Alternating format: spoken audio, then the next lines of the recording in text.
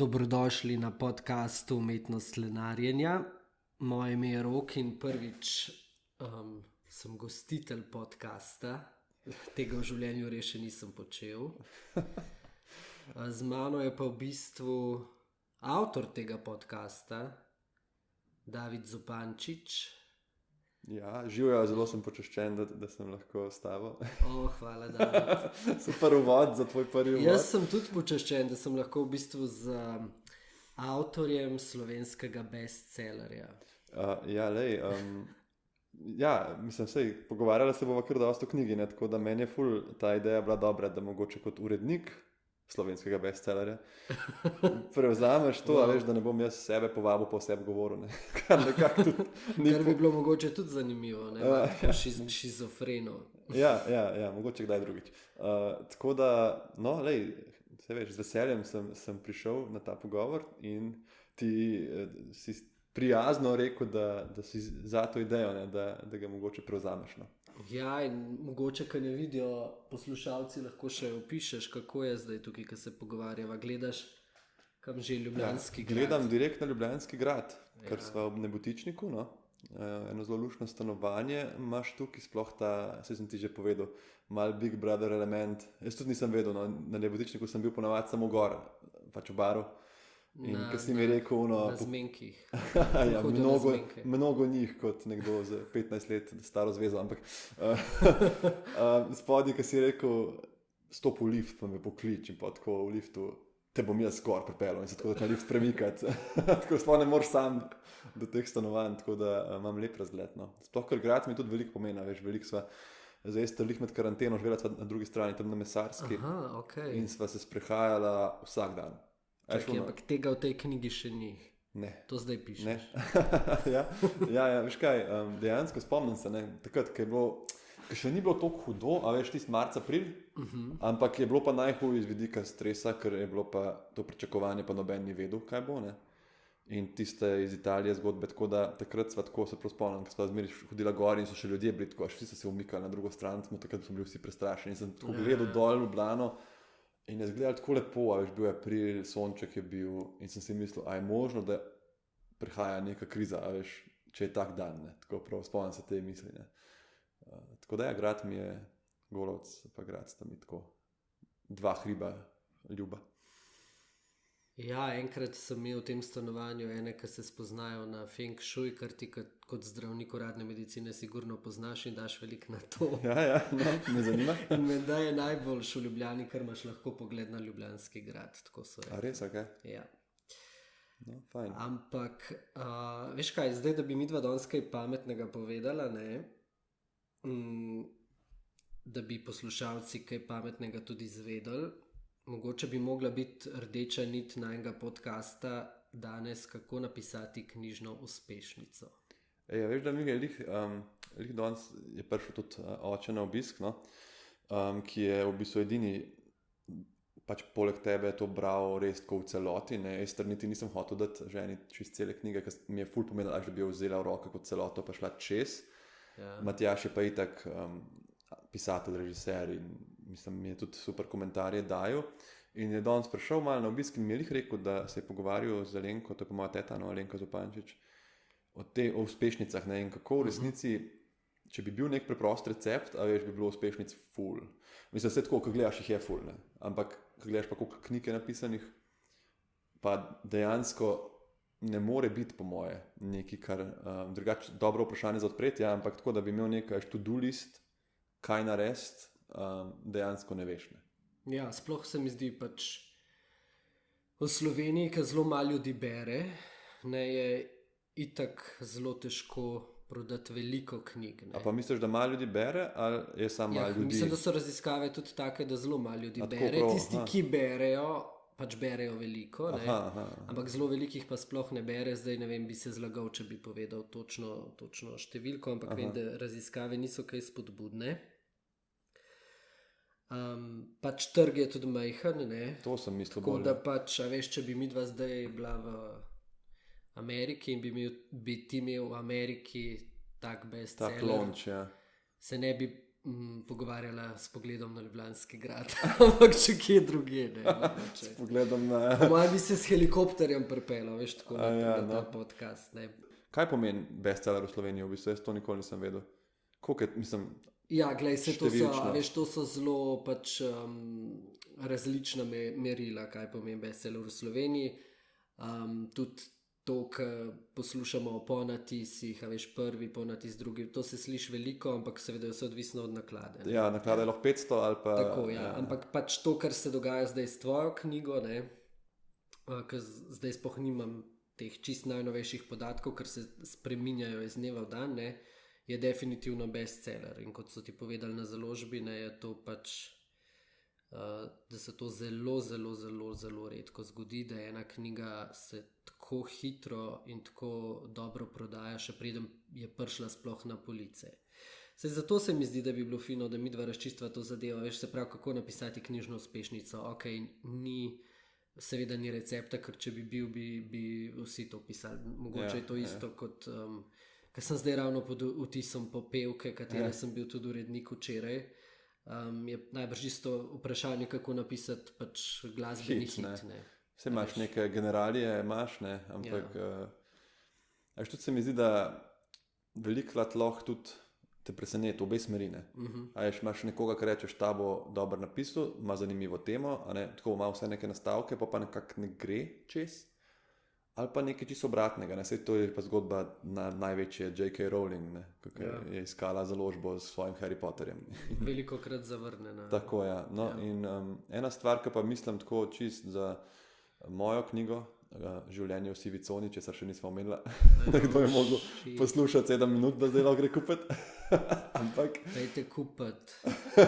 Ampak za mojo knjigo mislim, da sta tle dve stvari, ki sta v izhodišču meni bile nekako položeni v pisateljsko zibelko. In to je malo timing, ne? Glede na to, da sem bil infektolog v tej najbolj zanimivi času za infektologe, ne? Tej COVID epidemiji, pandemiji. Pa to, da sem imel nekaj ljudi že za sabo, ki so me v bistvu radi poslušali pa brali. Je pa tako, ne, da to je malo dvorezen več, ker se prav spomnim, si mi ti večkrat prav rekel, no, da moramo biti malo tudi pazljivi pri tako promociji, kot mogoče naslovnici in vsem, ker imajo te besede, ne, in te asociacije, epidemija, virus, pandemija, lockdown, za ljudi negativni prizvok. Ja. In veliko ljudi lahko reče, jaz ne morem več o tem brati. Kontraefekt v bistvu. Ja, mogoče celo, če bi pred 8-9 meseci prišla ven, bi mogoče bilo več upora, kot zdaj, ko so se vseeno ljudje malo sprostili, pa ko so te omejitve že malo stvar preteklosti. A si že imel kakšen odziv v tem smislu? Ker noter pišeš tudi kaj o cepljenju, pa o proticepilcih. Jaz sicer mislim, da tudi če nekdo, ki je teoretik zarote ali pa proticepilc, prebere knjigo tako iskreno, a veš, se vsi... Kdaj greš v nekaj, s čimer se strinjaš ali pa ne strinjaš, prvič, veliko sploh ne bereš, ne bere veliko desničarjev mladino, pa veliko levičarjev demokracijo. Ampak, če greš v to in bereš, veliko bereš neko, že prepričanjem, zdaj bo pa ta knjiga meni slaba, ali pa zdaj mi bo pošla na živce. Ampak mislim, da če iskreno preberejo, je tudi do njih spoštljivo napisane. To sem prav, enkrat, ko sem šel čez, a veš, sem si rekel, jaz bom probal iz vidika tega, da razumem vse te skepse. No in takih odzivov, drugače feedbackov še nisem imel sem pa en ful zanimiv komentar in sicer zelo sem uživala v knjigi, ki je bila na momente zelo neprijetna. A veš, tako, v smislu, da sem pisal o času, ki je težek, in tudi konec koncev o smrti vmes, pa knjiga je pač smešna, večina komentarjev je, pač zelo sem se smejal, ampak to mi je bil ful dober komentar, a veš, da lahko je nekaj neprijetno brati, ampak to ne pomeni, da je slabo. Veš, in to ne pomeni, da tega ne bi smel napisati. Ker veliko teh tudi velikih knjig literature svetovne je pač težkih za brati zaradi tem, ki jih obravnava. Pač moja babica je čudovita in največji fan, recimo Cankarja, in ona pač joka, ko bere tiste zgodbe, a veš, pa z mamo, pa mislim to tako, pa jih najraj, tako da neki čustveni odzivi, če se sprožijo, se mi zdi čisto dobro. Ja, absolutno. Ok, pa greva na naslednje vprašanje. Jaz bi imel to kar malo rdečo nit, pač to tvojo knjižno uspešnico Življenje v sivi coni. A moraš biti spletni vplivnež, da ti uspe knjižna uspešnica? Ne, nikakor. Misliš, da ne? Ne. Veš kaj je? Ne? Zdaj ta čist prvi skok, a veš, to, da je 2 uri po tem, ko pride na splet, knjiga, da je prodanih ne vem koliko izvodov. Ne, ta prvi boom tle zihar pomaga, veš, ker imaš pač, če ne drugega, ne vem, 100-200 ljudi, ki so tako rekli, jaz bom to zihar kupil, ne. In tega prvega skoka brez tega ne bi bilo. Seveda pa uspešnica pač ni 400-500 prodanih, ne, ampak se mi zdi, da po tem prvem skoku pride tisti bolj pomemben, ko pride do nekih, pač, ko je knjiga tudi če je dobra, ne, ko pride do ustnega izročila, a veš, ko pride, mislim, jaz od vseh knjig pa berem, jaz ne vem, pred morjem si odprem, pa napišem best, ne vem, crime novels, recimo, pa si pogledam, ki so dobili največje revije, ampak največ mi je pa, da mi pride en friend pa reče, to moraš prebrati, a veš, to mi je... Absolutno, ja. To je tega človeka, in to smo se tudi z Nino Gaspari pogovarjali za zadnjič podcastu, da smo vsi influencerji za določene ljudi, a veš, ti si vplivnež za svoje bližnje, jaz sem za svojo družino, a veš, tako, mislim, moj profesor mogoče, ko ga spoštujem, je zame pa za... In to, kar ti poveš nekomu, ta knjiga res dobra, preberijo, to naredi ful razlike. Ne? Zdaj, bi rekel, da je, mislim, to so neki mnenjski voditelji, tudi ne pomembno, da kaj rečejo v knjigi. Ja. Ali kako? Sem videl recimo zelo dobro kritiko Mance Košir, ne? Ja, to mi je bilo všeč. Pač ona je človek, če predlaga, da je nekaj za prebrati. Mislim, da veliko ljudi temu sledi, ne? Ja, to tako da, ta element vplivneža, ne, to, jaz se mi zdi, da bi lahko marsikdo tudi z manj sledilci kot jaz, če rečem obe primere, napisal bolj impozantno in prodajno knjigo in obratno, nekdo, ki ima dvakrat več sledilcev, bi lahko napisal knjigo in ne bi prodal toliko. Vse koncev to ni, a veš, kaj eni mislijo, recimo, zdaj imaš 30,000 ljudi na Instagramu in zdaj boš prodal, ne vem, vsaj pol jih pokupal, a veš, te boš prodal 15,000 knjig, to ne gre tako. Ne. Ti sledilci so velikih, je tudi pač nekoč kliknili, follow, nikoli več odprli in tako naprej, tako da če imaš ti 10% res teh zelo lojalnih, je to že ful, a veš. In ni tako, da boš samo na tem igral, jaz sem pa takoj vedel, veš, koncev to, da sem imel tak doseg, mi je pomagal pri založbi, a veš, veš, ti si mi pač v bistvu pisal, če bi prišel na sestank, še prej sem jaz sploh razmišljal, da bi kontaktiral založbe, ne, in najbrž pač, če ne bi bil nikjer, kjer bi lahko sploh zvedel zame, ali pa za moj slog pisanja in govora in pač pomen zihar ne bi opazil, ne, tako da to je pač lažje, mogoče komu razmišljal, da bi izdal, ne, ker to je tudi eno vprašanje, kako začeti, ne, kdaj začeti iskati urednika, kdaj začeti, a sploh iskati urednika, a veš, ker meni tudi, zdaj veš, so kakšni komentarji, kao, ko mi gre ta prodaja tok, kao, zakaj nisi šel samo založbo, ne. To ne poznajo veliko teh zadevah. Veš, koliko bi denarja dobil, pa se tako, če pa se jaz usedem pa dam 28 evrov krat te prodajne, pa je to zame to, a veš, pa si res misliš, kako sem idiot, ampak jaz vidim, to v bistvu je, kot da bi imel eno firmo, ki dobesedno zame dela, a veš. Res. Pri samo založbi je en kup enih problemov, mislim, jaz si ki so v bistvu skriti. Spomnim se slik teh depresivnih iz spleta, ki imajo pol te avtori tako 1000 knjig v dnevni sobi, a veš, ker pač ne prodajo, ne. Pa ki jih morajo pol sami pošiljati. Jaz si spomnim predstavljam, koliko je bilo, v 5 dneh mislim, da je bilo 600 prodanih, a veš. Predstavljaj si, da 10 paketov zapakiraš ti sam, pa si pa predstavljali 600, a veš, če moram pa pol najeti 4 ljudi, mi je pa že vse en, pa jih plačati. Tako da ja, mislim, jaz bi rekel tako, no, jaz sem tudi pol odgovoren na ta vprašanja, napisati nek dober okvir, čim več, ne, s čimer si zadovoljen in pol pač, to sem jaz mislil narediti, poslati parim založbam za prebrati, pa mi pač na koncu ni to treba, no, ampak... Skratka, ti vidiš ta tvoj Instagram kot neko platformo, prek katere si se lahko predstavil, ne? Bolj to, ja. Tako. Ker to me zelo zanima, veš, ta tvoja identiteta spletnega vplivneža ali pa influencerja, ki se ful grdo sliši, ne. Kakšen imaš ti odnos do tega, ne?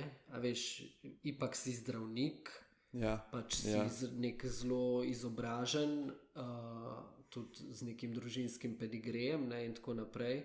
A veš, ker jaz tako v bistvu, če po pravici povem, pač se mi zdi, da na teh Instagramih in večina teh influencerjev, da to so velike traparije v bistvu, ne.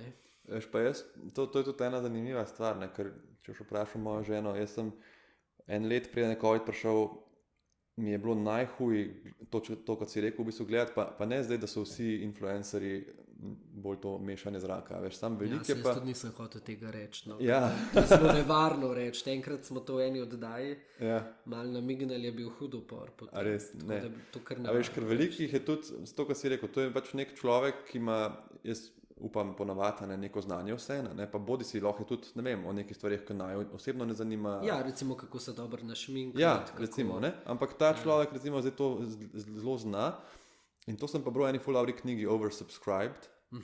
A to je zdaj že predlog za branje? Ja, mogoče za tiste, ki jih bolj biznis modeli pa to zanimajo, no? Ker jaz sem se to začel ukvarjati zdaj, odkar sem nekako dobil to drugo službo. Ne? Ampak tam je bilo dobro to povedati, da ta cel advertising sistem se spreminja. Ne? Da zdaj recimo, če imaš ti neko firmo, ki bi rada prodala fotoaparat in daš ti plačaš za časopis, za oglas, a veš, naš fotoaparat za vaše počitnice, pa ga nariše, ne? In ti to zdaj prebereš zjutraj ob kavi, pa se spomniš, se res, jaz grem na morje, jaz bi imel doma fotoaparat, kaj narediš, a veš? Ti ne greš, izrežeš iz Cajtanga, pa greš v to trgovino, pa kupaš, tebe je ta ad spomnil, da rabiš in boš šel ti zdaj na splet in boš pač pogledal revije in boš pogledal, kaj pravi o fotoaparatih en influencer, ki se s tem ukvarja, in boš pogledal review od enega Američana in boš zbral najboljši fotoaparat, ki ti ustreza. Ne? Se pravi, ti človek je plačal, da boš ti eno konkurenco nabavil. Ne? Tako da, a veš, če pa ti imaš enega človeka, ki je ljudem všeč, konec koncev karizmatičen, se spozna, tudi firma rajši, ne, če te govorimo o tem šminkanju, ne, se rajši poveže z njim, kot da pač naredi nek pano, ki je čist neoseben. Ne? In ta model se je pač prenesel na ful stvari. Mene, kar me najbolj moti pri teh Instagram objavah, pa ne samo Instagram, se je tudi pač drugje. A na TikToku si že? Ne, še. Še na Twitterju nisem, čeprav tam je čist druga sfera. No. Ja, to je, ja. In kar me moti je, da je veliko niča. No, A to veš? sem hotel reči. Ker se mi zdi, da se pač ti influencerji ali vplivneži ali karkoli, da se jih zelo veliko premalo zaveda, da pač je možno najbrž tudi kaj pametnega povedati skozi te objave. Ja, ne, Veš? mislim, tako bom rekel, da imaš neko substanco, a veš. Tako, ja.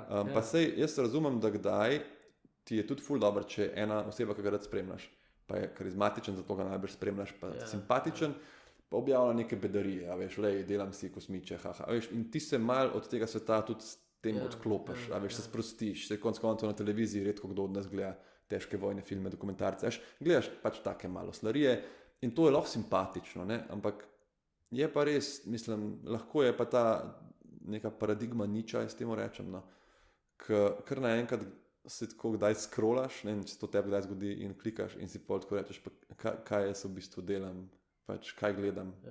Res, mene to scrollanje, jaz to sem se prav tako zavedel, no. Pa nisem Instagram, sem Reddit recimo odprem in scrollam in scrollam in scrollam in potem si tako vidim, 20 minut je šlo mimo, a veš. Ja.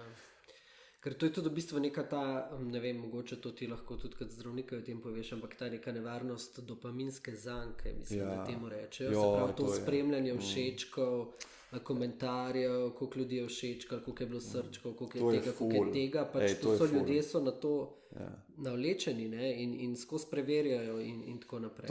To sem jaz izkusil, pač lahko si predstavljaš, veš, da je ene parkrat, na zadnje, pač zdaj s knjigo, ampak a veš zakaj? Mislim, ko vprašajo ljudi, otroke v osnovnih šolah, pa kaj bi bil, ko boš odrasel, pa so bili gasilci, pa zdravniki, pa policaji, zdaj pa so tako, a veš, bi bil influencer, pa si tako, ne, zakaj, a veš, kaj s tamo, ampak poglej, veš, tudi ko meni kdo reče, kao, pa se to je tudi služba, to ni tako lahko, pa to, ja, veš, sploh jaz to, kot si rekel, kot zdravnik, neka deontologija, etika in moralna obveza in tudi vse, kar objavim, hočem za tem stati, a veš, in je delo, a ne, ampak sorry, to ni primerljivo delo s tem, da ostaneš vsak dan ob 6, pa greš za 8 ur v službo, ne. In tudi pač plačano, sploh ne bom o tem govoril, koliko več lahko ti dobiš z Instagramom napram dežurstvu v intenzivni enoti, recimo, a veš. Ja, to se ti zdi fair. Ne, pač mislim, da je to pravično. Mislim, zdi se mi, da tam, ki bi me mogli 10krat več cent, ampak to so pač zdaj že druge debate. Zdaj, kar sem hotel reči, je to, da na Instagramu lahko človek hiter. Ne, čak, zdaj sem pa ven padel, se pravi, govorila sva o dopaminski. Ja, to, thanks, točno to. In ti, zakaj otroci hočejo biti influencerji? Doma si objavljaš stvari in kaj so komentarje, veš, spet ne sledijo ti ljudje, ki te ne marajo ponovati, veš. Komentarji so, koliko si ti lepa, koliko si ti dobra, hvala ti, koliko si ti dober, hvala ti za to si, veš, in to se ujameš v to. Ne? In kaj je problem dopamina? Dopamin se ti pač sprošča ob ta hormon sreče nekako, recimo, ali pa nagrajevanja. Ne? Nagrajevanja, veš. In to je tudi meditacija in te stvari se s tem ukvarjajo. Kako si nižati prag tega, veš. Najhuje je recimo droga, kot skrajen primer, ki ti pač en tak kokain, heroin ti toliko dopamina sprosti, a veš, 20krat večkrat recimo, če ti vidiš eno ljubljeno osebo ali pa sončni vzhod ali pa tako razgled nagrad, ne. In pol, ko se ti na uno navadiš, ti je to vseeno, ne. In to, kar si rekel, če ti si navajen, da vsak dan dobiš 1000 lajkov pa 20 komentarjev, da si lep pa hud, in pol enkrat ti pade rič ali pa, a veš, neki ni, te to, mislim, ni čisto zdravo. No, meni se zdi, da si hiter v neki narcisoidni zanki lahko. A veš, in meni sem imel ta izkušnjo zdaj v četrtek, je bil book launch, pač jaz sem prišel tja na pogovor o knjigi, pač bilo je tako nabito poln hotel, una avla ali un lobby, in tako končaš, ljudje ti ploskajo in posle tako pač naredita dve ogromni vrsti ljudi, meni je bilo to až čist prvič v življenju, in dve vrsti in pač mi nosijo knjige moje, tako stotine njih, dobesedno, 1,5 ure sem podpisoval, je clajo, ki govori z mano, ko mislim, in pa, veš, kaj te prizemli, ne? Jaz sem prišel domov, nisem mogel zaspati 3 ure, a veš. Pa zjutraj 6:20 budilka v klinični center, prideš tja, si eden izmed, napiš na potenco, napiš to in, a veš, neko sidro je, ne? Pač tam si zato, da delaš, da pomagaš tem bolnikom in ni tako, hvala, si prišel, wow, koliko si ti lep, a veš, lej, sorry, Miško, deli in mislim, to je ta neko sidro, neko vzemljito in to, kar pravijo zvezdniki velikrat, se mi zdi, pravijo, da so otroci to. A veš, ki so te ta, ne vem, Dwayne Johnson, The Rock, recimo, ki ima milijone, vsi ga ima radi. In on prije dan in reče una punčka, oči, zdaj pa tle sedel, pa greva, ne vem, to čaj bova spila. A veš, tako, te nekako v normalnega človeka, a veš, zanj ga ni on, za otroka ni pač neki igralec, pa ne vem kaj, ampak je pač oči, ne. Tako da to je zanimivo. Ok, se pravi, to je zate tvoja služba. Dajva zdaj povedati, če kaj lahko v bistvu bralci preberejo v tej knjigi, tisti, ki pač še niso imeli priložnosti.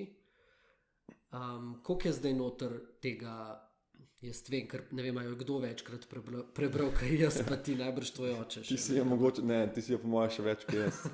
Ampak koliko je noter zdaj tega, a veš, kaj smo rekli, kakernega zakulisja, ki se dogaja v bistvu v zdravstvenih ustanovah, koliko je noter, ne vem, tvojega prostega časa, pa mogoče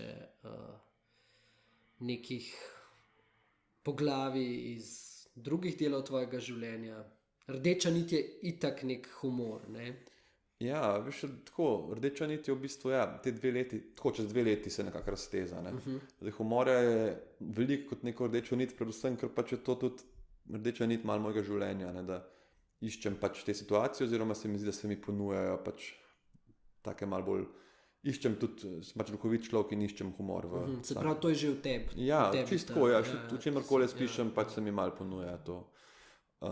Je pa to menlih zato sem tudi toliko vesel, a je še iskreno, da se toliko prodaja, ne? Čeprav, kot si rekel, nismo v Ameriki, ne bom se s helikopterji vozil, ne? Nimam teh pretvez, ampak ker sem jaz vključil v to knjigo kot celoto toliko stvari, ki sem jih želel povedati, res, ampak toliko stvari tako od tega, kaj, mislim, teh velikih vprašanj klinične medicine, se pravi intenzivna enota, koliko daleč za bolnika, kje se konča zdravljenje, pa začne podaljševanje umiranja, o dostojanstvu, o tem, kaj je to urgenca, kaj je intenziva. Pol pa čisto na drugo plat malo o stresu, o anksioznosti, o študiju, o našem sistemu, kaj si mislim nekako o vzgajanju teh mladih zdravnikov, o vrednotah, pa pol na koncu spet malo o virusu samemu, a ne, se pravi, kako si jaz interpretiram potek te epidemije, kako si interpretiram nadaljno mogoče mutacije virusa, to pa spet brez nekih teh vladnih odlokov, pa ukrepov, pa smiselnosti, a veš, to, kar smo brali zdaj 2 leti na poročilih in na 24 ur, se mi zdi, da je brez veze, da jaz zdaj polemiziram, a ne. In kot neka smiselna celota je tle not, tako če bi mogel reči, bi rekel, kaj si hotel ljudem povedati v teh 2 letih življenja, a veš, in zdaj lahko dam to pač knjigo na mizo in rečem, evo, to sem hotel povedati, ne. Mislim, pa ne moram reči, da me presenetilo, ampak veliko je v knjigi tudi nekih, a veš, teh, se mi zdi prav tako nekih življenjskih premislekov, nekih etičnih premislekov, ne. Ti si v bistvu zelo mlad, ampak premišljuješ očitno zelo veliko o življenju, ali je to spet zaradi tega, v kakšnem okolju si odraščal, ali je to zaradi tvojega poklica, ali kako? Ja. To, da se pač poglabljaš v taka vprašanja, to prinese to. Po moje glavna stvar. To, ne, ker pišeš tudi o tem. Pač, čeprav tako je. Jaz sem nekje na začetku faksa začel tudi delati, veš, da vsi hodimo pač na treninge, v fitness in to, ampak sem začel delati tudi na z eno besedo coaching. No? Se pravi, ugotovil sem, da sem zelo skipljiv, zelo živčen in sem se odločil, da ne bi rad bil tak. Ne? In sem se pač takrat začel ful poglabljati, malo tudi te knjige, veš, Tony Robbins, pa različne te seminarje, Landmark Forum. In od takrat sem velikrat mišljal v bistvu o tem, o obnašanju, celo ne vem, kako bi zdaj največ neke emocionalne inteligence, interakcije, tako. Ampak te globje, kot si rekel, veš, o smislu, življenju, o smrti, to pa pride pač službo nekako, ne. Ja, ker so kar neki presunljivi odlomki v bistvu v knjigi. Spomnim se ga, ko ste bili, mislim, da še kot študentje ste se pogovarjali s to punco, ki je imela pač sam še par mesecev ali celo dni življenja. Mlada punca, ja. Zaradi raka in tako naprej, ne. Ja, to so ene take stvari, ki se jih zapomniš, ne veš, ko sem pisal ta odlomek, mi je, pa to je zdaj že leta nazaj, veš, ampak je toliko živ spomin. Jaz se nje toliko spomnim, a veš, res tako. In to so tudi ene take, mislim, to, da je naša služba toliko težka na ta način, ti daje tudi nek smisel, ne. In jaz ti povem, ko sem se usedel in ko sem pisal, ko sem začel prvi stavek pisati, sem rekel, ta knjiga bo pač zabavna. Ker jaz bi rad napisal zabavno knjigo, ker tudi to je nekako moj slog, se mi zdi, da bo to najlažje, a veš, jaz ne morem pisati tragedije, no.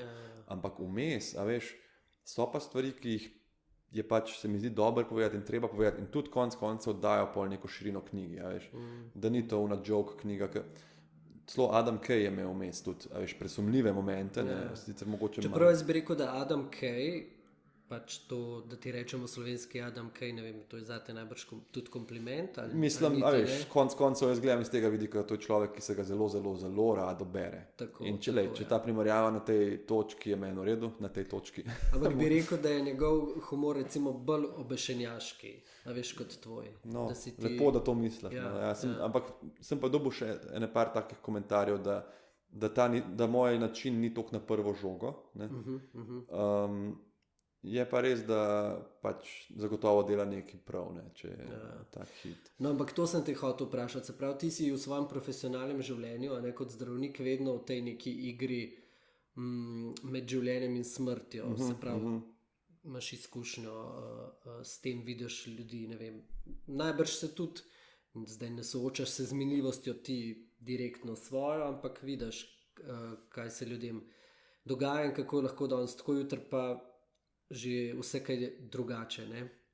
A ti pomaga to zavedanje, pa vse to, kar vidiš kot zdravnik, a ti zato lažje živiš in te kakšne druge manj pomembne stvari manj ganejo v življenju, na primer. Ja, ali pa stresirajo. A veš, da je tak efekt včasih. Efekt, ko recimo, primer si, cel teden smo bili, ta-mala je pač bila bolna, ne, Mina, moja hčerka, in je pol bilo v redu, ne, vročina je šla mimo, super se je počutila, ampak ta pač zabasan nos je ostal, a veš, in to pomeni, da pač otrok, malček ne zna dihati drugače in potem se zbuja, ne spi.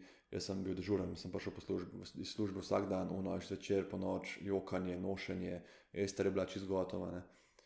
In pol tako nekje konec tedna smo imeli enega bolnika, ki smo neko okužbo probali locirati in tekom tega, ki smo to iskali, pa niti ne zelo star bolnik, smo najdeli metastaze v jetrih, a veš, se pravi. Dobesedno, ta človek je imel zasevke, nekega tumorja, ki ne vemo sploh, kje je, ampak je že razsejan, in ni to, da bo on v enem tednu umrl, ne, ampak relativno mlada oseba, ki ima nek nepoznan rak. In, a veš, ti povem, pa tako, dejansko sem kolesaril domov, veš, pa utrujena glava, pa si misliš pismo, a veš, mi ne spimo, ne, a veš, pa vse se bomo naspali enkrat. Imam krasno hčerko, ki je zdrava, ženo, ki jo imam ful rad, pa sva oba zdrava, a veš, in to je ta perspektiva, vse pol zvečer, ko si spet utrujen, te spet malo sesuje, ne, veš, ampak to je ta perspektiva, kar praviš, ker ti nekako, pa meni je neumno to, veš, kaj eni rečejo, ker ti enemu rečeš, težko mi je, pa ti on začne nizati samo, zakaj ti je težko, lej, koliko imaš, ne vem, lepo ženo, koliko imaš lepo stanovanje, koliko imaš lep avto, whatever, a veš, ker ti ljudje kao probajo te probajo prepričati, da v bistvu ne smeš čutiti teh občutkov. To je ful neumno, a veš, stiske ima lahko vsak. Robin Williams, bogat, oboževan, se je ubil, a veš, v depresiji. Ne? In to, da nekomu ti nizaš, zakaj on ne sme imeti stisko, to je med drugim fulkrat problem pri poporodni depresiji, ne? Ker, a veš, je dejansko pogosta stvar in je zelo nevarna in huda bolezen. In če ta nosečnica izrazi, te stiske so pol komentarji, le čudovit dojenček, le kako te imamo radi, a veš, kot kaj pa je zdaj s tabo, da se tako počutiš, ne? A veš, ti moraš to sprejeti, to občutek, ne? Tako da pač meni je lahko zvečer težko, če ta mala ne spi, čeprav nimam raka, ne? Ampak je pa to točno to, kar si rekel, to nihanje med življenjem in smrtjo ti pa velikrat nekako sprav do točke, da se ne ukvarjaš več toliko z enimi banalnostmi, s katerimi si morda prej si ukvarjal. Ja, ok, veš kaj me tudi zanima, a so mogoče imaš kakšne odzive tudi od svojih kolegov, so že brali knjige? Ja, mislim, veliko podpore je v smislu, kje se dobi, kdaj jo dobim. Ja, to sem videl. Ja, ampak kar se tiče prebranih, nisem dobil še veliko odzivov, sem pa dobil danes super kolegice, res krasne zdravnice in to on najboljši način, a veš, kad ti sproti piše. Joj, tle ta gospod, ti ambulanta, a to je una moja Marjetka, a veš, ko ti sproti piše, umiram, ta del, tle je bilo ful napeto, a veš, ko sporočilo za sporočilo in ono sam verješ, to unika mogoče ste kaj objavljali, delali, pisali ali pa ustvarjali karkoli, najbrž imate vsi feeling, kako je dobro, kad ti ena, veš, ko tvoja stvar gleda in vidiš, kako uživa in deli to s tamo, ne, in pol na koncu vem, najbolj, kar mi je rekla, je, da ker je ona tudi zelo bila zdaj med COVID-om na nivoju izgorelosti in tega, je rekla, da a veš, da ko sem prebrala to knjigo, sem pa ugotovila, da imam vse en kar rada svojo službo. A veš, tako ful... To mislim, da tudi zate velja, ne? Ja, ne, ampak to... To se vidi skozi knjigo tudi, da ti v bistvu to ti je res poklic, kaj ne rečemo za ston. No in to, kar jaz sem isto, ne, jaz sem občasno, velikokrat, a bi delal kaj drugega, a je fair do družine, vikend izmene, ta razpis je toliko slab, a veš, petkrat sem spet za petek dežuren, spet sem v soboto, a veš, in pol mogoče preko tega pisanja, ne, malo lahko bolj objektivno pogledaš na stvar, ne. In jaz sam to sem si rekel, ker sem že bil na tem, da zamenjam vsaj specializacijo, če že ne službe, ne, da nič ne smem se na hitro odločiti, a veš. Vedno se moraš naspati in pol pogledati kot celostno sliko, ker ljudje ne gledamo celostne slike velikokrat. To bi bil pol tudi en tvoj nasvet pri sprejemanju odločitev, recimo kaj, da prespimo. Ja, nič na hitro, to je ena tehnika, ki je tudi v čuječnosti, tudi sem na tem podcastu, imam 2 epizodi o čuječnosti in v tej drugi, ki govori o komunikaciji, sem govoril o tej tehniki stop, ki je v bistvu ne samo, da prespiš, ampak že samo tako, da si par sekund vzameš, pa vidiš, da lahko reagiraš, a veš, kad te nekdo tam, ne vem, zakliče nekaj na cesti, čist banalen primer, in da ti ne greš v konflikt, ampak si samo rečeš stop, to je drugače mnemotehnika, stop je kot stop, po T je take a breath, da narišem zavesten vdih ali 2, O je observe, da res vidiš situacijo, a veš, ok, un je jezen name, a je res to moj problem, a sem res, moram zdaj v konflikt, a se moram razboriti, po je pa P, proceed with new possibilities, ne, se pravi. Se ustaviš za sekundo, vdihneš in rečeš, a moram zdaj znoreti, a lahko naredim kaj drugega. Ne? Tako da jaz to meditacijo tudi delam in vse je li zato, da nisi impulziven, ker te impulzivne, po drugi strani si pa ljudje veliko zapomnejo. Ne? In kakšna impulzivna ob napačnem času, in jaz sem se tako opekel tudi na Instagramu drugače, mislim, meni ta follower count je narasel toliko hiter, v bistvu sem se mogel hiter, da ne rečem izobraziti na način, ker tudi, ko si rekel, še si težko kakšne hude škandale prvoščen, kot nekdo, ki je javni uslužbenec in ki bi rad delal, kot zdravnik in sam kaj narobe rečeš, ob napačnem času objaviš, mislim tako, moraš ful biti pazljiv, no? In to pride pol s časom. Tako da ja, prespati zadeve je nujno. Ja, kaj pa recimo v tvoji službi, ki se je treba na hitro kdaj odločati, se o tem tudi kaj napišeš v knjigi, ne? Ja. To so pa pač pomembne odločitve, ki odločajo o, kako sem že prej rekla, življenju in smrti, ne? In pač to za tiste, ki v bistvu nimamo s tem opravka, je to v bistvu nezamisljivo, kako se ti tam moraš pa v trenutku odločati za terapijo, za ne vem, nekaj tako, kako pa takrat? To je kdaj res težko. Na srečo je zelo malo v bistvu momentov, ko moraš res v sekundah, a veš, to recimo v primeru je reanimacija, se pravi življenje, ne. Pa veliko imate vi protokolov, to Ja, tudi pišeš, ne? To tako da tudi, je ja. to In te ni lihte najbolj improvizacije, nujni, da tako več, rečem. ko znaš, ja, ne improvizacije niti ne, in to, ko si rekel protokoli, o tem pišem tam v enem poglavju o dojenčkih tudi, kako je dobro, da imaš, in to imamo potem tako, na urgencah imamo, ne vem, na steni plakate, pa imaš tako anafilaksija, to, tretje, vedno lahko pokličeš, to je ful dobro, pač tudi te specialisti starejši, če je res hudo, nekaj sesuva, pokličejo še koga zraven, a veš, da je več zdravnikov tudi, a ne. Kdaj se pa enostavno moraš hitro odločiti in pol je pa ta neka nervoza, ko gre nekaj res narobe, ko se nekdo začne sesuvati, en bolnik, se pa pol tudi nervoza kaže pri drugih, a veš, ti boš rekel sestri adrenalin, ona bo laufala, kje je, a veš, pa bo ena druga, kam si da. In takrat, če ti zraven prispevaš, pa kaj z vami, rabimo hiter, dajmo, a veš, ti si nekako, zdravnik, ki vodi reanimacijo, oživljanje, je pač, on ničesar ne dela z rokami, ne aplicira, ne masira, tega človeka ne oživlja, on samo v bistvu delegira, ne? In mislim, da je glavna tvoja funkcija tako, da si miren, tudi če v resnici nisi, a veš, kaj mislim, da si v glavi tako, o moj bog, kaj se dogaja, ampak da si miren in rečeš, no lejte, zdaj boste vi najdel ta adrenalin, medtem vi začnite masirati, vi pejte tja, spustite poslo, da bomo imeli več prostora, vi se umaknite, ker nas je preveč, a veš, in če ohraniš to mirno glavo, so ljudje mirni bolj, ne? In to je pa to, kar si rekel, ne, pač takrat se moraš odločiti hiter. Takrat se moraš enostavno odločiti hiter, zdaj pa seveda med tem, ko gre ona po adrenalin, ko drug še oživlja in to imaš ti prostor, a veš, in lahko kličeš enega drugega specialista, lahko si konec koncev odpreš up to date v aplikacijo, pogledaš doze, a veš, imaš čas, ne, da pač premisliš in reagiraš, stres pa ponovadi prije za tabo pol, a veš, ko se umiri situacija, ne, ko vidiš, kva se je v bistvu zgodilo, ne. Ja, se v stresu tudi kaj piše v knjigi, no, pa tudi ti si se sicer ukvarjal s čuječnostjo veliko, ne, pa tako, a veš, danes smo vsi pač plavamo v tem stresu, imaš tudi tukaj kakšen nasvet, recimo? Ja, to mi je drugač, se spomnim, ko sem šla, ne vem, stokrat čez to knjigo, ne. En od tvojih komentarjev, zelo zgodnih, je bil več tega, spomnim tam v del. Ja, to se spomnim tudi jaz, da sem te zelo spodbujal, da bi pač tam v del še več o tem pisal. In si ti pisal, še razširi to, zanima nas več, ne. Jaz sem si vedno tako mislil, dobro, to bom zdaj omenil, ampak vse o tem so druge knjige napisane, a veš, to ni zdaj point mojega pripovedovanja, ne. Ampak ti imaš vedno, a veš, kot zdravnik imaš ti vse en drugačen pogled lahko tudi na te zadeve, ne. Pišejo ljudem pač veliko, se veš, da se veliko stresov, izgorelosti, ampak ti imaš pač podlago kot zdravnik, zato se mi zdi to tudi zelo dragoceno, ne. Ja, ne, sej in pol te deli, ki si me spodbudil, da jih dodam, so se mi na koncu zdeli ful dobri, no. Ker ljudje tudi, mislim, tako je, kar se tiče spopadanja s stresom, recimo, če omejiva, ne bom niti rekel mentalnimi težavami, ampak recimo stresom, je veliko na tem, da moramo delati na teh kompenzatornih ali pa borbenih mehanizmih tudi, ko je mir, ne. In to sem pa v podcastu z dr. Škodlarjem, profesorjem psihiatrije govoril, a veš, ti ne moreš iti na teniški turnir prvič igrati.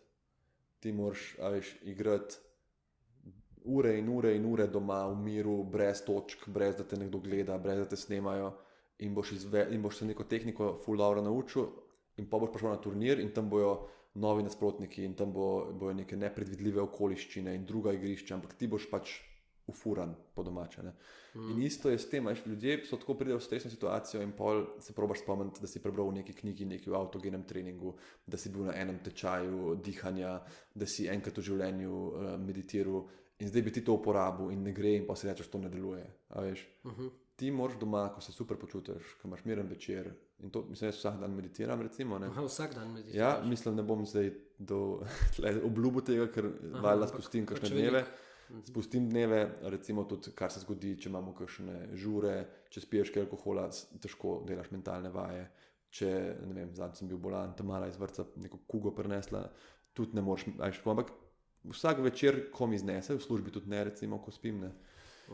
Meditiram, tako da vsaj bom rekel 5 do 6 na teden, ker to je lahko tudi 5 minut, a veš, to ni treba, da je pol ure.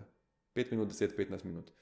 In ko to delaš redno, razviješ nek drug odnos do stresa in do svojih misli. Ne? In to je moj velik nasvet, da ne se spopadati s stresom samo takrat, ko je že hudo. Se pravi, trenirati se za stres. Ja, na nek način. To je recimo avtogeni trening, čuječnost, dihalne vaje, ali pa sam neke, a veš, kot neke refleksije. No, profesor Škodlar, evo druga knjižna priporočila, Samoumiritev, knjiga, ki jo je on izdal po seriji podcastov, ki jih je imel, oziroma posnetkov na Radio Slovenija. In not imaš tudi ene vaje, ki so čisto samo refleksija. Veš, da se ti usedeš in sam pomisliš, kaj je zame pomembno, kaj zame pomeni stres, in tako neke razmisleke, ki ti potem pomagajo, ko čutiš, da primeš neke anksioznosti. O tem tudi kaj v knjigi, ne? Ja, zdaj, jaz sem enkrat rekel, da bi prav napisal ločeno knjigo o tem, ampak če ti povem po pravici, mi je bolj teološke malo inkorporirati, ker me najbolj veseli pisati o zdravstvu, medicini, tako malo, da bi prav samo neko psihološko, pa bi šel itak v to, kot si rekel, iz zdravniškega stališča, bi mogel veliko tudi študij prebrati, ne bi rad samo pisal, jaz mislim, da to, ja, to pa ne. Tako da mogoče enkrat, ampak to bi bil ful velik projekt. Ne. Ja. Veš, kaj se mi zdi tudi od tebe kot od zdravnika super priporočilo, kako je tudi v bistvu lenarjenje koristno, ne? za ja, moram ga še kaj upoštevati. Ja, zdaj težko, ampak pač všeč mi ta tudi filozofija, v kateri pišeš tudi v knjigi, kako je včasih pač prav zdravo delati neke stvari, ki nimajo nekega blaznega učinka, zaradi njih ja, ne dobimo nekega rezultata, tako, ne vem kakšnega, ne. Ja. V bistvu se mogoče zunanjemu opazovalcu zdi to neki totalna potrata časa, za nas je pa tako, to zelo koristno. Ne? Tako je. To, da recimo sediš na kavču, gledaš televizijo, take stvari, igraš igrice, tako stvari, ki so tako, ja, kao, če bo tvoj otrok to delo, boš ti tako, pet vart klavir, a veš, mislim tako, kao, ne, to pa ni dobro za razvoj in tako naprej. Pa valjda, ne, da vse je v moderaciji, zato je sačem umetnost lenarjenja, ne. Umetnost je v tem, da ko enkrat to začutiš, pa ti je ful v redu, da ne obležiš, a veš, ampak da veš, koliko daleč lahko greš, pa si še produktiven, a veš, ker jaz sem to človek, ki je v resnici funkcionira dobro v tem, da ima veliko projektov, ampak pa kdaj prije kakšen čas, ko sem pa toliko ekstremno utrujen, da si prav rečem, da moram pač bolj paziti malo nase. Tudi problem je, ker imaš tako različne projekte, ki jih obljubiš ob različnem času, pa nekako prije vse skupaj. Ampak zdaj recimo čez poletje, ko sem imel tudi veliko službe v resnici, imel sem junija dopust, pa sem skozi delo, ampak ta knjiga, ki sva jo pol obdelovala, a veš, mi je bilo pa v tako veselje, ker to še mogoče komu, ki razmišlja, da bi pisal, ko priješ, najtežje bo meni do one točke, ki je nekak točka brez povratka, veš. Ker sem imel že nekaj napisan in pa sem pač pogledal, koliko imam teh znakov, ne, in pa sem googlil, koliko je znakov v knjigi in sem videl, da sem tako, veš, na eni četrtini mogoče vsebine, ki jo rabim, in pa te kar malo zdepresira, pa kad si pač ko imaš to oddano in je samo še poliranje, je pa ful fajn. Aha, to se ti zdelo fajn. To se mi je zdelo ful dobro. Ker nekaterim je pa to najbolj mučno. Ja, treba... lej, ne vem, jaz tako, malo sem bil vedno živčen, ko sem dobil od tebe nazaj, kot tako, a veš, ko pošljaš nekaj, pa bi rad, da ti samo odpiše, evo, vse je perfektno. Vse je perfektno, tiskamo, a veš, ampak to tudi ni v bistvu tvoja služba kot urednika, da bi pač to naredil, ne? Ja, ampak se v resnici je bilo to je pač treba povedati, tvoji teksti so bili že, a veš, v štartu zelo dobro izpisani, to tudi ti veš. Ja, no, veš, pri enih avtorjih mislim, kakšni uredniki morajo dobesedno prepisati na nov knjigo, ne? Ja, to si mi rekel enkrat, ja.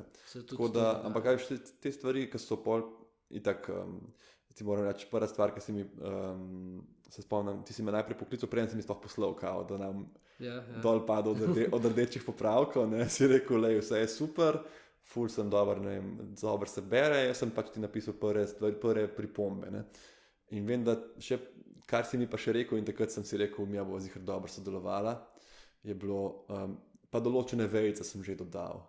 Ker pa, to moje prekletstvo so pa te vejice. Meni to, že kad dam ester za brat, ne, mi pol ona to korigira in mi je tako, ful dobro poglavje, jaz sem tako, te vejice tvoje, pa jaz tako vem, no, lej, ne, to mi res. Mi smo imeli celo predmet vejco, tako da to kar obvlada. Kaj si pa to študiral? Ja, novinarstvo. Mislim, da pol semestra smo samo vejce. No. Levo in desno smerne. Sej ni tako, si tudi ti rekel, da pač tudi slovnično ni bilo katastrofalno najboljše. Ne. Ampak imel sem res feeling, da ne vem kam in kako, in to, kar si mi rekel, sem pa že sproti dodajal, sem bil tako top.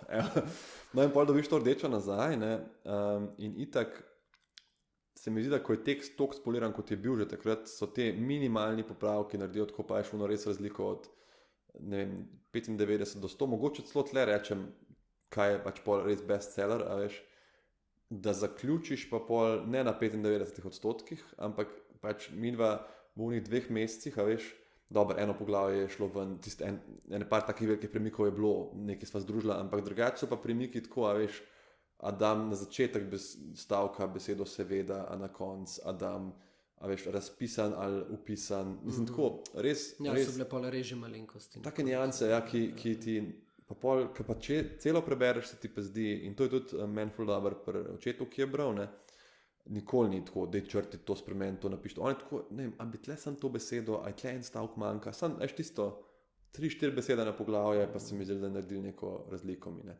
Pa tudi pač, to je tudi treba reči, da ni treba, da kot avtor pa vse upoštevaš, valjda, ne, kar ti reče, ali nek domač bralec, ali urednik, a veš, vedno lahko stojiš za sabo, edin, kar mi nisi pustil, da ustrajam je, kar je bilo pač slovnično napačno, sem hotel, ki je lektorca popravila, ne, te Ohio maske, a veš, da je maska Ohio, ker mi govorimo o službi Ohio maska in jaz sem bil tako, to je pač naš žargon, pa si ti tako, ja, sam je pač narobe. Ker tudi ni C vitamin, ampak je vitamin C. No, to recimo tudi ne vem, nisem vedel. Ja, meni je bilo zabavno tudi recimo to glede naslovnice, smo se tudi kar dolgo pogovarjali, ne, pa različne variante.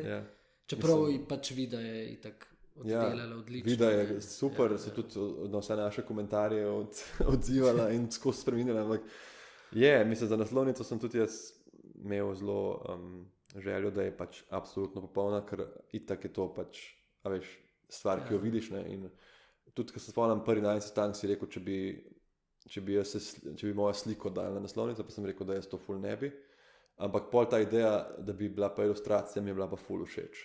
To mi je bilo pa pol tako, ja, to mi je pa kul. In se pa spomnim pol že to, take malenkosti, ki mogoče en bralec niti ne pomisli, ali pa ki prima v roko knjigo, tako, a veš, aj tekst nad sliko ali pod naslov, ne? Kakšne barve je naslov, kakšne barve je knjiga, kako jaz gledamo daljavo, gledamo bralca. Tako da ja. Pa kjer levi ali desni profil, pa tako. Ja, ampak ta del, je pa ta del bil meni full exciting. Drugače, to sem se od trenutka, ko smo se nekako podpisali pogodbo tudi za knjigo, in to sem se veselil tega v bistvu naslovnice, zato ker tiste, kaj si rečeš, jaz sem naredil svoje delo in zdaj se ukvarjamo, kako bo čim lepša ta knjiga, in tisti del je full fun in tega dela se že pri naslednji full veselim. Ampak zdaj, ko že govorijo o naslednji, ne, tam pa najbrž zdaj boš mogel biti na naslovnici. Ne? Ja, jaz sem pa jih rekel, da na tej pa mogoče sploh ne bom. Ja, ne vem. Mislim, da bo sam uno, veš, ki je Stephen King, ki je tako sam čez pol naslovnice njegovo ime, da vidiš ime, pa je tako vse en kva spodaj piše. Ne. Veš, kaj bi se še vrnil nazaj? No, se to je itak tudi tema podcasta, mislim, ime podcasta, umetnost lenarjenja.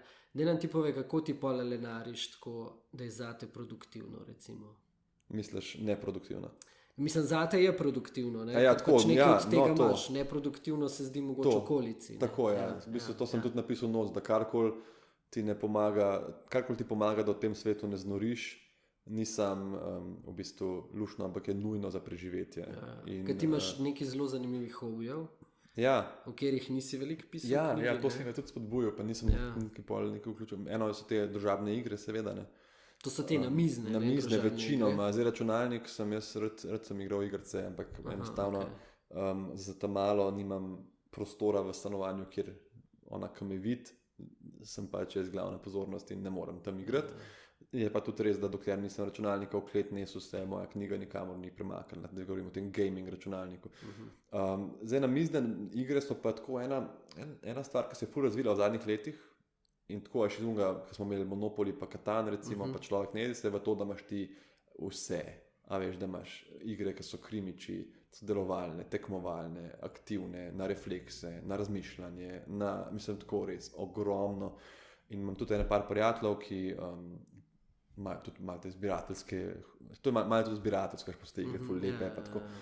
In jaz sem nasploh ful socialna oseba, se ful rad družim in pol, da se dobiš s frendi, a veš, miren večer igraš te igre, to je tako meni totalno odklop, to mi je res top, ne.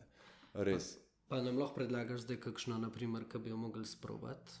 Ja, to je zdaj tako ful široko vprašanje, ker je, hočeš imeti neko poznavalsko, eno party, eno sprostitev, ampak tako eno generično odgovor. Recimo za nekoga, ki ni pač profesionalc. Ja, ki bi se sam rad...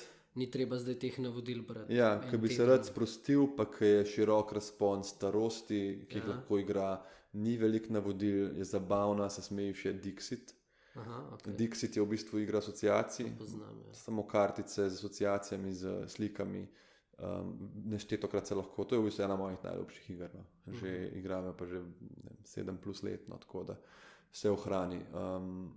No, to je en tak hobi, ki je meni res, če govorimo o lenarjenju,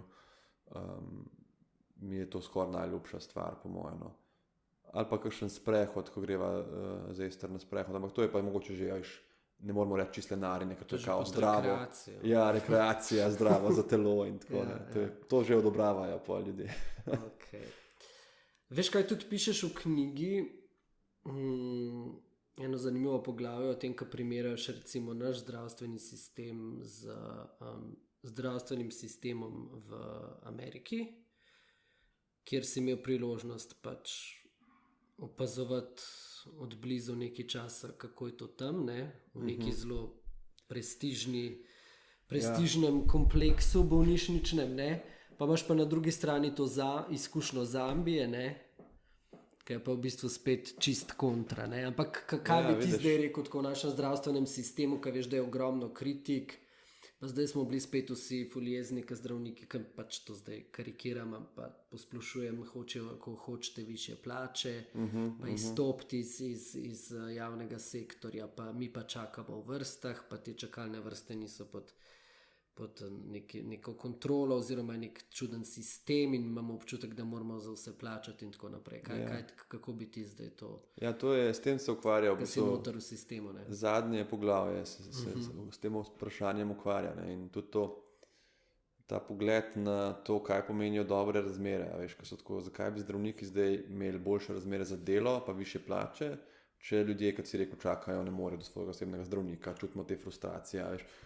In jaz te frustracije v resnici razumem ljudi, a veš, ker sploh med epidemijo se to stanje še poslabša in jaz še tako razmišljam, recimo banalen primer, jaz grem na tobačno in čakam in noben se ne javi, sem se naročil, noben ga ni, hočem sam nek dokument, noben ne ve, kam me usmeriti, pol prijemo neko vrsto, je 20 ljudi pred mano, in zdaj, da recimo prijem domov in preberem, delavci v upravni enoti stavkajo za višje plače, kar je neozdržno, si bi tudi mislil, pa dejno, a veš, a mi lahko vsaj dobro narediš najprej, a veš, na ta način človek razmišlja in to nekako treba razumeti, ne, zdaj, je pa tako, da, a veš, pa dobro, niti ne to tudi plače, ne, recimo, ampak če bo razmere za zdravnike, sploh mlajše, tle govorimo, ne, v državi boljše, bo več zdravnikov in to neposredno vpliva na način dela, a veš, ker vsak gre, nek workload ostane isti in se prerasporedi po ostalih in je slabša, razmere so spet, ne, in zdaj bo en nov šov, ker je slabš in bo še slabša, in to je tak grozen začaran krog, ki se ga more prekiniti, pač more se ga. In kar jaz pišem je to, da smo ljudje, bolniki in zdravniki, pač da smo na isti strani, ker ne more biti nikakor, ni možnosti, da je en zdravnik ful zadovoljen v svoji ambulanti, bolniki pa ne in obratno, veš, če en bolnik blazno lepo obravnavan, ne more biti to pri enem zdravniku, ki je podplačan, preobremenjen, uničen, a veš, se pravi, nekako ti rabiš neko simbiozo in če bo zdravnik rad delal, to pomeni, da bo imel dovolj časa za pacienta, dovolj novo opremo, dovolj znanja, potem bo tudi pacient bolje oskrbljen, ne. Je pa treba tle nujno vedeti, da je tudi nek razlog, da imamo pač mi take stavbe v primerjavi z Ameriko neprimerljive, a veš, pa stare fasade, pa da imamo pač zdravniki bistveno nižje plače, pa da ljudje čakajo, zato ker pač to je solidarnostni sistem, a ne. tam v Ameriki pač ti z neko, recimo, poprečno plačo ali pa z neko službo kot, ne vem, hišnik, nekdo, ki nima ogromne plače, ne boš prišel v napredno nevrološko obravnavo. Zdaj pa tle, če ti padeš po tleh, rabiš magnetno resonanco, rabiš intenzivno zdravljenje, ti boš vse dobil, noben ne bo gledal tvojega, kje ti delaš, imaš denarja, pa kartico ti bojo vzeli, pa še ono kartico kdaj zavrne, pa vse, to nič ne spremeni nobenemu, a veš. In ta sistem je čudovit, a veš, to je čudovit sistem za delati v njem, ne. Ker zdravniki tudi, se mi zdi, da moramo imeti tudi mi celosten pogled, a veš, po eni strani, ja, grozno nam je kdaj delati v teh razmerah, ampak bi nam bilo lažje, da bi imeli čudovito bolnico, pa bi ful visoko plačo, pa bi mogli pač čekirati, a veš, a take je padel, kjero zavarovanje ima, ne. In to je ta zgodba v mojem zadnjem poglavju o gospodu v sivi obleki, ne. Tako da na nek način je zambijski sistem se meni zdi bolj human kot ameriški in bo bližje našemu, no. Ja, zanimivo, mislim, zanimivo v knjigi napišeš, da pač nikoli ne bi zamenil za ta ameriški, ne, kjer so čudovite stavbe, kjer so zdravniki s popolnimi frizurami, s krojenimi temi delovnimi oblekami, ne. Ja, veš, mislim, človeka neko vprašanje povleče v medicino, a veš. Neka želja, ne. Ponavadi je to želja, da boš delal dober za ljudi, ne, da boš pomagal.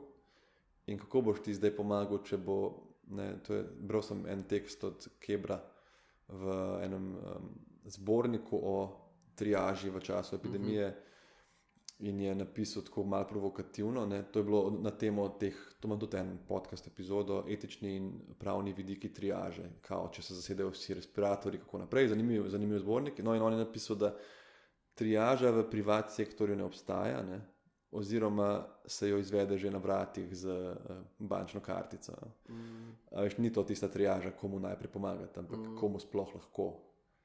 In se mi je zdaj tak zanimiv stavek. No. Tega ne bi radi. A pa se veliko ti ukvarjaš, naprimer, s tem našim, recimo, zdravstvenim sistemom, pa spremljaš, kaj govori, ne vem, minister za zdravje ali pa te sistemske rešitve, pa tako, pa imaš kakšne ideje, kako bi bilo lahko boljše, ali te to preveč frustrira, pa se raje... Veš kaj, malo je širok. Ja. Ker nimam tudi pogleda, a veš, jaz nimam toliko pogleda, recimo v tem, kaj je problem, da čakajo ljudje na menjavo kolka, a veš, a je to problem, da je kirurgov, a je to problem, da je ali pa te, ne vem, ko so bile žilne opornice, preprodajanje tega, neposredniki, kaj je tle. In to ne moreš imeti neskončno pozornosti in časa, ne, valjda. In meni je pač bistveno prvo, da delam dobro klinično medicino, jaz bi rad bil klinik, ne minister, a veš. In drugo... Počakaj. No in drugo, je pa kot vidiš, imam pač ful enih stvari, ki me veselijo, a veš, recimo od knjige do podcasta, do tega Instagrama. Tako da se niti ne spremljam valjda tako, ampak bolj v nivoju tega, da preletim novice, ne poglabljam se. Ne poglabljam se tako v to, kako bi rešil zdaj sistemske te težave. Ok, Zambijo, ok, sva na hitro omenila, to lahko več v knjigi preberejo, ne, ker tam so bile zelo, zelo zanimive izkušnje. Ja, to pa bi sploh bilo za svojo knjigo, mogoče Zambija. Bi bila lahko cela. Pa tudi, veš, so taki prijetni spomini, da se rad o tem spominjam in pišem in to poglavje med drugim je eno najljubših po mojo celi knjigi. Res, zanimivo. Ja, pa kaj je najbolj drugačno v bistvu, ne. Ja. In veš, umestil sem ga direkt, zdaj, ko sem drugič bral, sem še videl, da je to v resnici bila dobra poteza, ker je direkt po tistemu najtežjemu, po moje, poglavju o umiranju, ki te res nekako sooči z nekimi vprašanji in potem nekako začne s tistim petelinom, veš, kot neko novo rojstvo in gremo na zambijsko podeželje in mislim, tisto poglavje mi res funkcionira. No. Ja. Tebe pa nikoli nisem vprašal, kjer ti je bilo najbolj tako, ali pa da si ga najraj bral, a se ti zdi najboljše v bistvu. Se to pa zdaj že zelo težko vprašanje, ker sem že toliko knjigo mes prebral. Ampak mislim, meni so bila vse veš všeč tak, ni nujno, da so se dogajala v bolnici. Ne? Ja. To sem te še hotel vprašati, imaš tudi pač nek ta zelo smisel za dramaturgijo, ne? To je najbrž po tudi malo genih. Ja, si predstavljam, ja. Ampak recimo, misliš, da bi bila lahko ta tvoja knjiga podlaga tudi, ne vem, za televizijsko serijo? Adam Kay ima zdaj na BBC-u pač Mislim, BBC mu je posnel. Ja. Mislim, da lahko gledamo tudi na HBO, pač po tej njegovi knjigi. Ja, jaz ne vem samo to, da zihar ne bi jaz. Kdo bi te igral, recimo, veš to? Ja, Kavaca je prestar, ne? Ja, dober make-up pa je. Ne vem. A spremljaš drugače tudi recimo teater, film gledati? Teater bi lahko zbral igralca, ki bi te lahko igral, recimo. Teater veliko spremljam, film malo manj, no. Saj tudi ni neke hude produkcije, pač žal. Zdaj prva stvar, kar sem rekel, da zagotovo ne bi jaz imel nič zraven, ker ne morem. Mislim tako, da bi recimo rekel, a bi ti spisal zdaj scenarij, a veš. Jaz sem napisal par dramskih besedil krajših za naše dramske skupine na faksu pa tako, no. Ampak filmskega scenarija zihar ne bi pa z veseljem gledal, valjda, no. Mogoče pa vse ni toliko zgodb, kaj pa vem, no. Zdaj tako bom rekel, no, nič še nisem sploh nočem niti govoriti o kakšni naslednji knjigi in to. In tudi mi je nekdo rekel, da najslabša stvar, ko lahko vprašaš nekoga, ki je izdal knjigo, pa recimo tako je. Ampak tak nekako ogrodje, ki sem ga naredil oziroma ga delam, se mi zdi, da bi naslednja bila bolj primerna za to. Ker je mogoče malo manj refleksije, pa malo več čist samo zgodb. Tako da pustimo pri tem, no, zaenkrat. Ja, ker napisati pač dobro zgodbo je najbrž najtežje, ne, a veš. Priročniki so ena stvar, ne? Ja, seveda. Zdaj pa pač tukaj peljati neke zgodbe, zato moraš imeti ta pač smisel za dramaturgijo. In jaz to, kar se tiče zgodb, mi je lažje, ker se mi dogajajo še v službi. Jaz to bi kdaj, to je meni ful želja, da bi enkrat krimič napisal medicinski. Res? Ker mislim, da medicinske kriminalke so lahko toliko dobre, a veš, ker imaš še ta nekak, pa tudi, mislim, sam je ful težko. Imam tudi to že ideje, ni dosti časa. Ampak jaz v službi hodim in se mi dogaja in jaz se pač sam na telefonu označujem. Tudi pri tej knjigi je bilo tako, veš, odprem note pa napišem gospod na hodniku ja, in si samo zabeležim, kaj se je zgodil in zdaj imam že tako, ne vem, 16 zabeležk po moje. In tako se je tudi ta knjiga začela, veš, v notes, dan v skafandru, punkcija v sivi coni. Tako, mislim, nekako sam na hitro stavek 2, a veš, in pol doma, ko se kdaj usedeš, pa imaš tako čas, pa imaš veselje, si pa odpreš, pa si tako, ta zgodba je bila zanimiva in pol. To, ko si pa rekel, je pa pol izziv, ne, da teče, ne, a veš, da je zanimiva, zabavna, da ni vse isto, da pa eno ful pomembno vprašanje, ki je mene moril in veš, da sem ti jaz večkrat rekel, a morava vključiti neko pravno službo v UKC ali kogarkoli, je bilo to, kaj sploh lahko pišem, a veš. In neka interna zavora je vedno bila, da niso vse zgodbe tudi za napisati in da mora biti vedno spoštljivo do vseh udeleženih. Tako in okoliščine in imena spremenjena. To itak, to je prvi korak, ampak tudi to, a veš, če spremeniš, koliko lahko zdaj, mislim tako, pol si tudi ti rekel in tudi Urška na mladinski knjigi, da je tudi nekak ton te knjige in feeling toliko spoštljiv do stroke in do kliničnega centra, da tudi jaz sem pol na koncu rekel, to je pač moja izpoved in jaz bom stal za tem, če bojo težave, pa pač bojo, ampak se mi zdi, da pač so stvari, ki sem jih pisal, da niso sporne. No. Skratka, če bi zdaj rad nekdo pisal knjigo, kakšen bi bil zdaj tvoj, recimo, prvi nasvet? Ti skratka si delal te zapiske in potem to si počasi to gradil, ali misliš, da je fajn, da se usedeš pa spišeš vse naenkrat? Mislim, da moraš človeka. Ja, točno to, razviti moraš en svoj slog, a veš. Najbolj glavna se mi zdi, da je ideja. Da ti ne usedeš pa rečeš, da bom jaz pisal, kar bi rad napisal in prodal veliko knjig. To je tako najbolj, a veš. Ideja, recimo... Slovenija je tudi zelo utopična ideja. Ja, no, se točno to. Moja ideja je bila moje življenje v času COVID-a, ne, z vidika infektologa. In pol pa nekako ostaneš zvest cepa, če ti paše. Jaz vem, recimo moj oče, on je napisal tudi vsa dramska besedila, on je imel ta proces, da je pač, upam, da mu ne bom zdaj naredil krivice, da sem si narobe zapomnil, ko on ful posluša ta podcast tudi zelo. Ampak on je v parih dneh napisal in pol je do en predal za 14 dni. In pol je vzel ven in še enkrat prebral in pol je korekcije delal. Ampak napisal je pa vsedo se, jaz se spomnim, ki je pisal te svoje odlične komedije, Goli pianist pa to. In sem bil zgolj v sobi in on je za računalnikom spoli sedel in se smejal, ker je pač te replike sestavljal, res meni je popolk smešen, veš. In pol pač, moj proces recimo je bil pa tak, vsak večer mal, ne. In recimo ta spis o umiranju, to poglavje sem jaz, ne vem, sem pa šel pogledat, prvič sem ga odprl enkrat septembra in končal sem ga februarja, veš, tako zares, ne. Tako da ene stvari tudi bolj tečejo kot druge, ne. Skratka, ideja Ja, in potem pač pišeš kot najbrž ja, tudi. in da ostaneš zvest sebi, veš, da ni tako, da Ja, zdaj ti nekaj ja. začneš in pol vmes prebereš eno drugo knjigo in si tako, kako je ta dober, ki je imel, ne vem, ful teh oklepajev, pa vložkov ekstra, bom jaz to zdaj probal, veš, da nekako, ali pa ne vem, njegova knjiga se ful bere, moja pa ne, ali pa obratno, njegova knjiga opisuje bolj svet, moja se pa prehiter gre. Veš, to sem jaz tudi razmišljal, moram zdaj tle razširiti, ker mi vsi govorijo, to se ful hiter bere, pa sem pa tako, ja, hvala, ampak, a veš, zakaj, mislim, to je ponavadi kompliment, sam če gledaš Tolkiena, veš, tako res, pa ne da se primerjam s Tolkienom, sam njegova knjiga se absurdno počasi bere, meni je mučno kdaj, ampak gledaš pa tako prozo, a veš, hoče reči, da vsak slog ima neke prednosti, ne?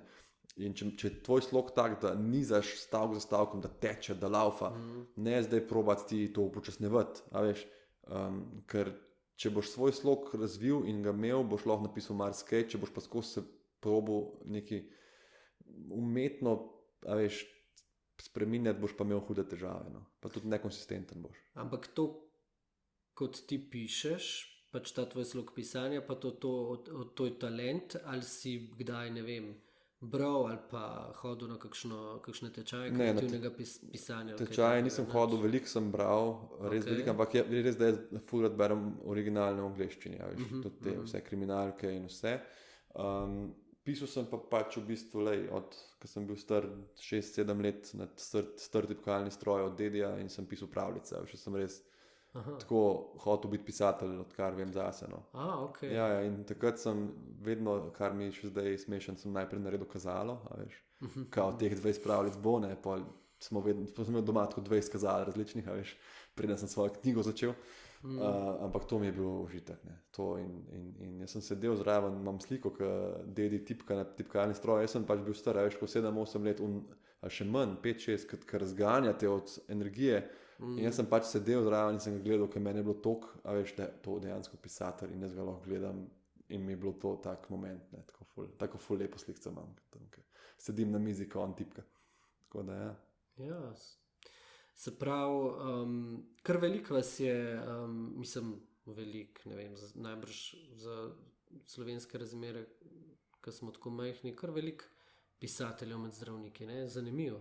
Ja, ampak se tudi, če gledaš mednarodno, se mi zdi, da tudi te ful dobri avtori kriminalk so, a veš, tudi recimo Crichton je tak, ne, Jurski park napisal in se mi zdi, da medicina ti tudi da ful ene širine, s katero lahko črpaš, ne, ali neke komične vložke kot Adam Kay, ali pa pač dejansko pač tudi serije, če gledaš hollywoodske, ne, koliko so uspešne medicinske, ker to so pač te drame, zanimiv je, akcija je, ne, in to lahko daš na papir na tak način, da ljudi ful pritegne. No, to sem tudi jaz hotel v knjigi, da napišeš, a veš, vse mislim, da pa celo nekaj si mal, ker mi seveda smo gledali Clooneyja v Agenciji, pa Dr. House, tako kot si rekel, ne, ta fascinacija nad temi zdravniškimi serijami je kar velika, ne. Ful. In koliko ima to veze z realnostjo, ne. Ja, ne zelo, mislim, ne zelo veliko, ima neki veze zagotovo, no, ampak tudi tako malo romanticized vse. Ja. Prav mislim, da je nek konkreten primer, ne, ko napišeš, kako izgleda v seriji, kako enega človeka mu da pomirijo, ne, s šotom. V sekundi, in brez zapletov. Ja, v resnici pa to precej drugače. Ja, kako človeka zdaj toliko zadet, da bo miren, ampak ne bo nehal dihati, ampak to je. Ni tako, pa tiskal, da ga zadane v neko ritno mišico in v 2 sekundah je čist. Ja, to so take, ne. Pa to, da ima en zdravnik enega bolnika in se z njim ukvarja ure in ure, dneve in dneve. Mislim, mogoče v Ameriki je to, kot sva rekla, ker nimajo vsi denarja za zdravnike, pri nas imaš ti. Mislim, po 10 redko kdaj tudi na oddelku, na urgenci pa sploh ne. Ok, zato se mi zdi tudi ta tvoja knjiga super in dragocena, ker res dobimo nek vpogled v to vaše delo, ne, ki drugače ne vidimo. Ja, to je bil tudi en tak cilj na nek način. No. Ja, in zelo spoštljivo govoriš o tem svojem delu in ja, se to je, če mene vprašaš, delo, ki je vredno spoštovanja, ne bom rekel, da žal ne delajo seveda to, kot ni na svetu samo dobrih novinarjev, pa dobrih policajev, tudi ni samo dobrih zdravnikov, ampak v osnovi je to en lep poklic, no, in je vreden spoštovanja, tako da. Ja, in to tudi mislim, da v knjigi to dobro izpišeš, ne? A sva še kaj pozabila? Ti vodiš pogovor, tako da bom prepustil tebi, ampak mislim, da sva zdaj vse preveč itak ne smeva povedati, ker morajo pač knjigo prebrati, če jo kje dobijo, ne? Jaz upam, da bo zdaj bolj na voljo, zdaj v ponatisu, v času, ko to snemava. Knjižnico sem pa danes, par knjižnic sem pogledal na Kobisu, pa je tako, ne vem, 9 mesecev, tako da tisti večja čakalna vrsta, kot pri zdravniku, ali kako? Daljša, no? Primerljiva, ja. To je dobra fora, ja. Cool. Ja, a bojo še kakšen zdaj en velik dogodek je že za tabo, ne? Ja. Bojo še kakšni dogodki v knjigo, da te lahko pridejo poslušati, bojo, po podpis, po posvetilo? Ne vem točno kdaj in kje, ampak če ne drugega na Instagramu, kdo me spremlja, bo to zihar objavljen. Mladinska knjiga bo imela tudi decembra, ta holiday season, veliko enih teh stvari, čeprav decembra je toliko dogodkov, da pol oni malo manj delajo. Knjižni sejem bo zdaj? Knjižni sejem pa definitivno, ja, tam pa bom tudi. Pa pol z naslednjim letom naj bi šli pa še malo po Sloveniji, tudi Maribor, Celje in tako naprej, ne, da pa na obalo. Čakaj, pa ko napišeš posvetilo, zna to kdo prebrati ali ne? Ja, tam v četrtek na tem eventu mi jih je več ljudi rekel, da ful lepo pišem. Za zdravnika? Ja, ne, ampak tako nasploh. Sem se sicer trudil, a veš, ker je bilo pač ful ljudi, meni se je zdelo, da podpisujem 15 minut in bilo 1,5 ure podpisovanja, a veš, ampak meni je šlo ful hitro in vsak, ki pride z nekim takim žarom in veseljem do tebe s tvojo knjigo, da ti da, ker mislim, tako res, to mi je bilo tako, sem mislil, da bo mi težko, a veš, na koncu že po tolikih izvodih, ampak je tako najlepši in sem se ful trudil.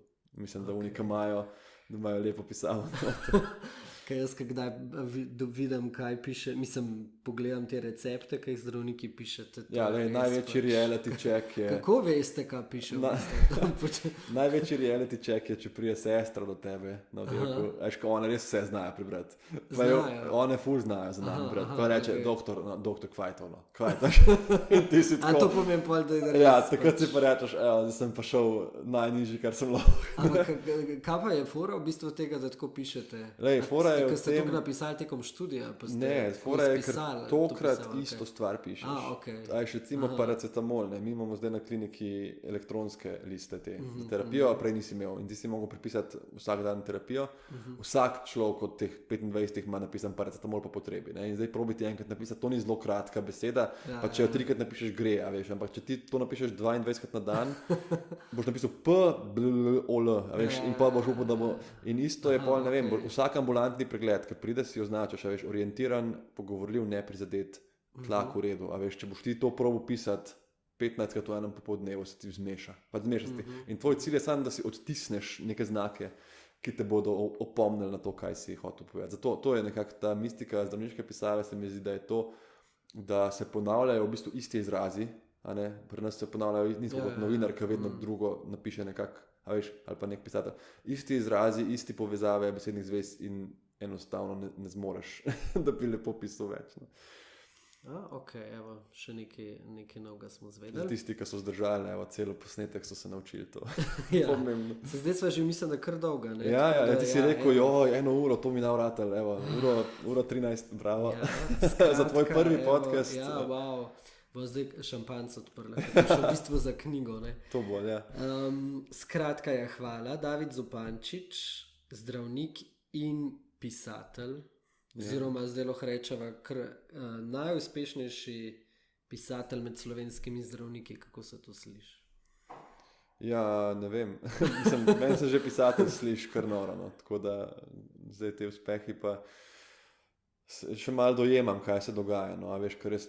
pa tudi v bistvu se to je mogoče še celo preskromno, se pač tvoja knjiga je zdaj pa res največja slovenska uspešnica trenutno.